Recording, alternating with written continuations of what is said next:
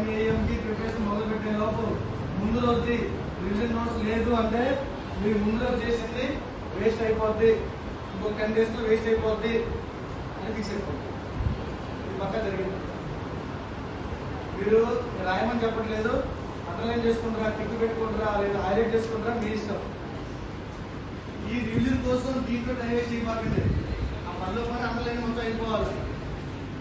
ఈ revision notes కోసం దీంట్లో మొదలు దీంట్లో దీంట్లో పోగొట్టి మన కష్టం. ఆల్రెడీ మీకు రివిజన్ చేస్తున్నారుగా, ఇక్కడే మీకు ఆ నోట్స్ రెడీ అయిపోవాలి.